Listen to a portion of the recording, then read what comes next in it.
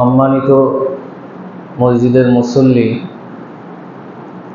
আমরা সর্বপ্রথম সেই মহান রবের দরবারে শুকরিয়া করি যিনি আজ এই আরবি নববর্ষে, ইংরেজি মাসের খবর আমাদের থাকে, বাংলা মাসের খবর থাকে, কিন্তু আরবি মাসের খবর আমরা অনেকেই রাখি না। আজকে মুহররম মাসের 1 তারিখ, আরবি হিজরি সনের 1ম তারিখ, জুম্মাবার। আলহামদুলিল্লাহ, আল্লাহর দরবারে শুকরিয়া করি যে আল্লাহ পাক আমাদেরকে আবার একটা বছর, আরবি সনের 1 বছর পার করিয়ে আবার নতুন বর্ষে আমাদেরকে নিয়ে এসেছেন।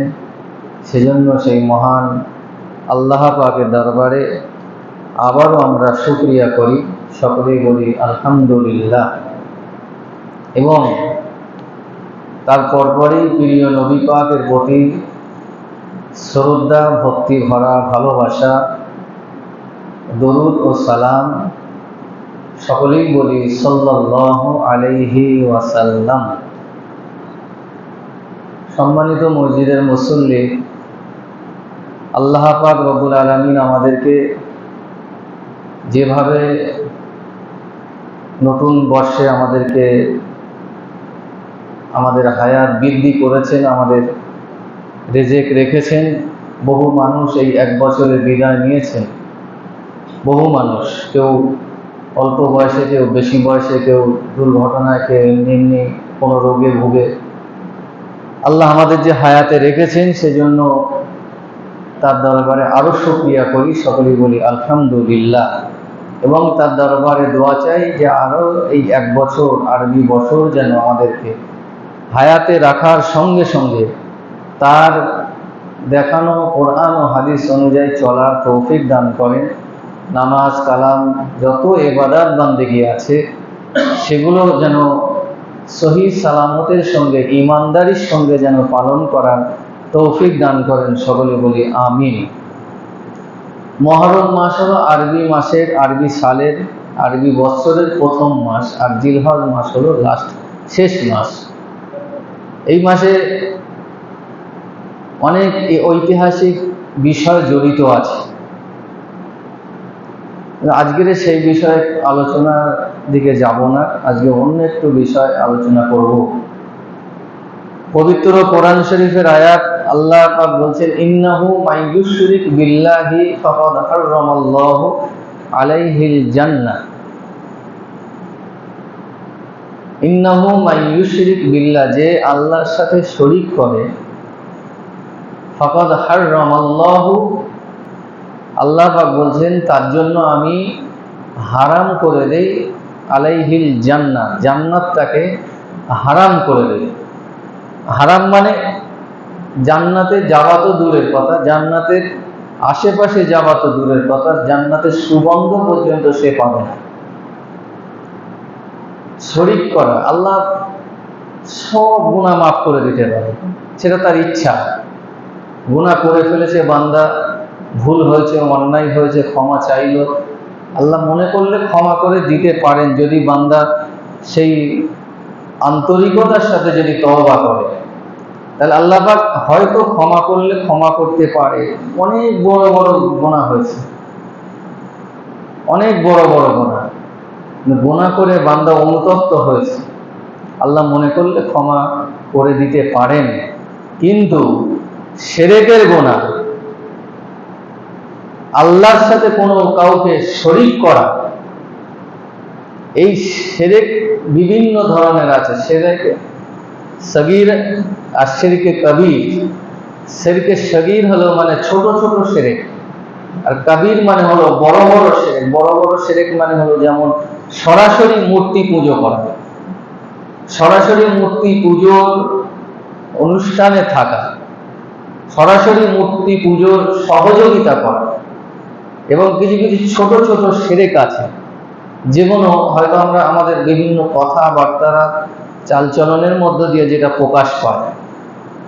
যেমন আমরা কথার মাধ্যমে অনেক সময় বলি ওপরে আল্লাহ নিচে মা খাটি, কিন্তু এই কথাটা সম্পূর্ণ বেশরিয়াতি, হারাম কথা। এই কথার কোনো শরিয়াতের ভিত্তি নেই। তার মানে আমরা যদি এই কথাটা বলি, উদাহরণ অনেকেই বলে, অনেক কথাবার্তারা, বিশেষ করে মহিলাদের ক্ষেত্রে এই কথাগুলো বেশি তারা ব্যবহার করে। আগে করতো, এখন অনেকটা কমেছে, যে উপরে আল্লাহ নিচে মা খাকি। মা খাকি মানে কি? এটা বলে থাকে তো নাকি? তার মানে উপরে আল্লাহ আছে, তার সঙ্গে আরেকজন নিচে মা খাকি বলে। খাক মানে হলো মাটি, ফার্সি শব্দ।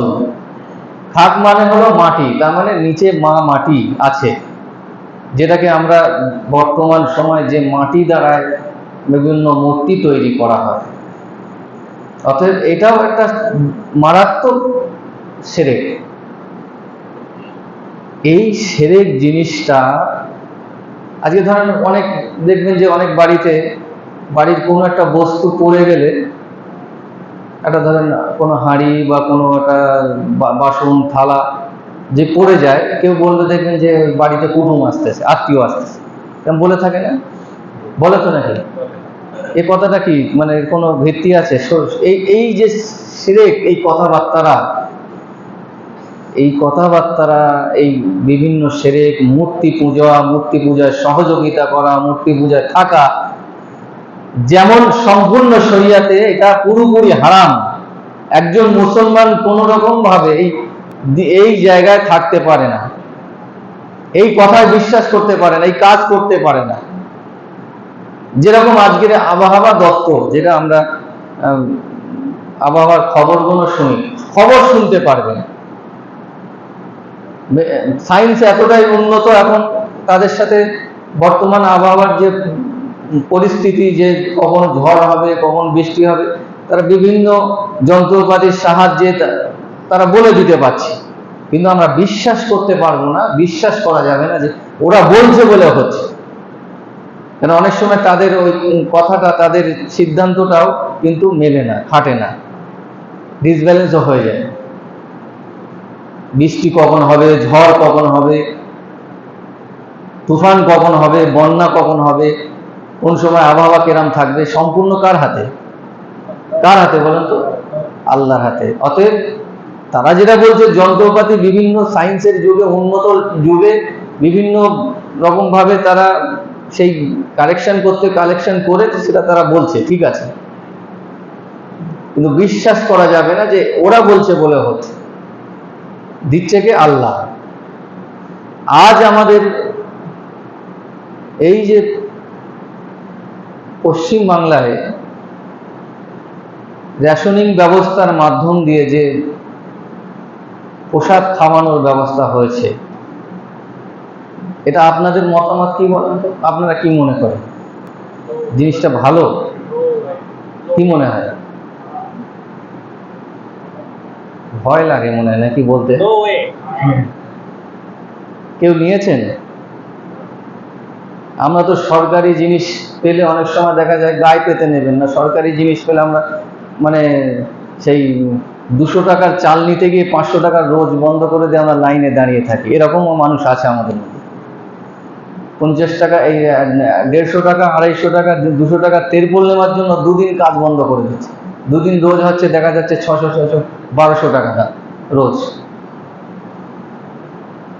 আজ এই যে কোথায় সরকার মন্দির করবে কি মসজিদ করবে না করবে, সেটা তার সরকারের ব্যাপার, কিন্তু এই সিদ্ধান্তটা কোনো রকম ভাবে গণতান্ত্রিক পদ্ধতিতে এটা সঠিক নয়, এটা ঠিক নয়। পার্সোনাল ভাবে কোনো কাউকে দিল সেটা আলাদা জিনিস, ব্যক্তিগতভাবে কেউ কাউকে প্রসাদ খাওয়ালো দিল সেটা আলাদা জিনিস, কিন্তু সরকারিভাবে এইভাবে প্রসাদ দেওয়াটাকে আমরা তীব্র ধিক্কার, নিন্দা জানাই আমাদের ইমাম সংগঠনের পক্ষ থেকে। এটা বাঞ্ছনীয় নয় সরকারের পক্ষ থেকে। যাই হোক, সেটা যেভাবে দিচ্ছে না দিচ্ছে সেটা আলাদা প্রশ্ন, কিন্তু এটা আমাদের জন্য খাওয়া কি জায়েজ না না জায়েজ? আপনার মনে কি হয়? আপনাদের মনে কি হয়? জায়েজ না না জায়েজ? মিষ্টির দোকানের মিষ্টি কোনোদিন না জায়েজ নয়, কোনো হিন্দু দোকানের খাবার কোনোদিন না জায়েজ নয়, কোনো হিন্দুর বাড়ির যদি হালাল করা পশু রান্না হয় সেটা কোনোদিন হারাম নয়।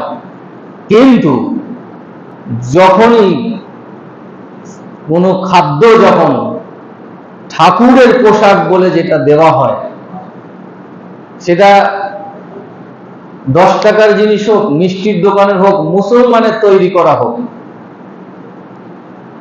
ঠাকুরের পোশাক বলে যখন সেটা বিতরণ হবে, সেটা আমি আপনি মুসলমান হয়ে, আল্লাহকে বিশ্বাসকারী হয়ে, আল্লাহর একত্ববাদকে আমরা বিশ্বাসকারী একজন, আমাদের জন্য কি হালাল হবে না হারাম হবে?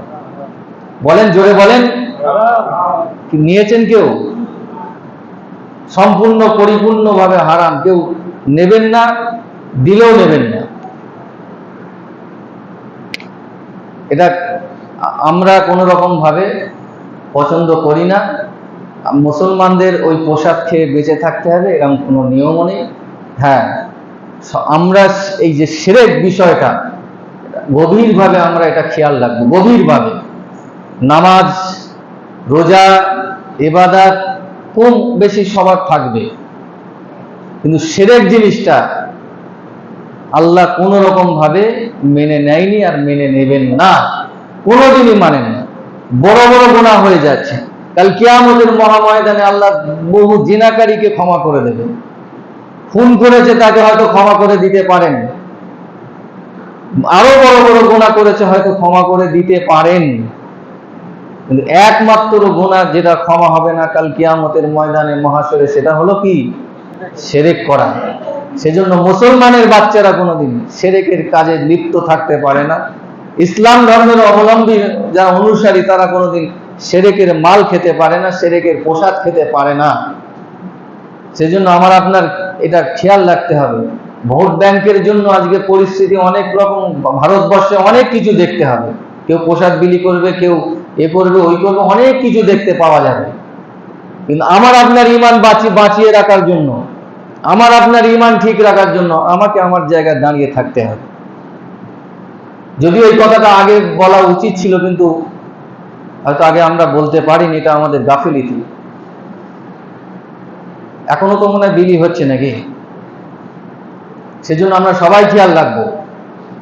আজকে যদিও বক্তব্যের বিষয়বস্তু অন্য থাকলে ভালো হতো, মহরম মাস, কিন্তু সাবধান করে দেওয়ার জন্য আমরা হয়তো অনেকেই ভাববো সরকারি জিনিস রেশনিং ব্যবস্থার মধ্য দিয়ে দেওয়া হচ্ছে, এটা হয়তো আমাদের জন্য জায়েজ হতে পারে, কিন্তু না, এটা পরিপূর্ণভাবে আমাদের প্রত্যেক ইমাম সাহেবদেরকে বলে দেওয়া হয়েছে এই বিষয় নিয়ে বিশেষভাবে সমাজকে সচেতন করা। আজ শুধু এইটার উপরে নয়, সারা জীবন খেয়াল রাখবেন যে কোনো রকম ভাবে যেন শিরকি কাজের মধ্যে আমরা লিপ্ত না হয়ে যাই। শিরক এমন একটা ভয়াবহ জিনিস, সারা বছর ধরে আপনি ইবাদত করলেন, শিরক এমন একটা জিনিস, আপনি তাহাজ্জুদ করে সারা প্রত্যেকটা রাত আপনি তাহাজ্জুদে কাটিয়েছেন, প্রত্যেকটা বছর আপনি হজ করেছেন, প্রত্যেক মাসে মাসে আপনি উমরা করেছেন, কোটি কোটি টাকা দান খয়রাত করেছেন, আপনার এমন সময় যায়নি আপনি যে আল্লাহকে ডাকতে ভুলে যাননি।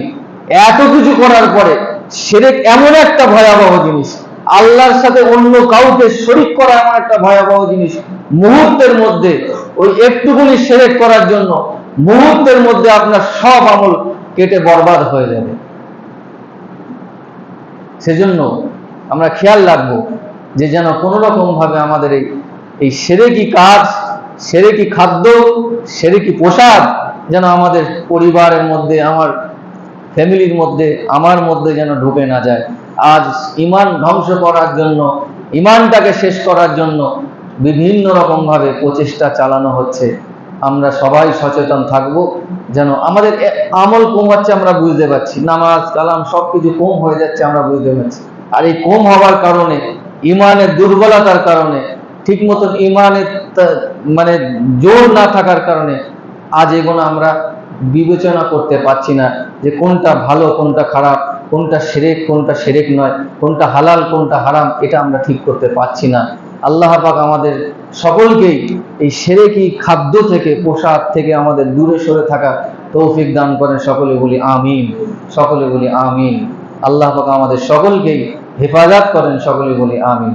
সকলে সুন্নত নামাজ পড়েন।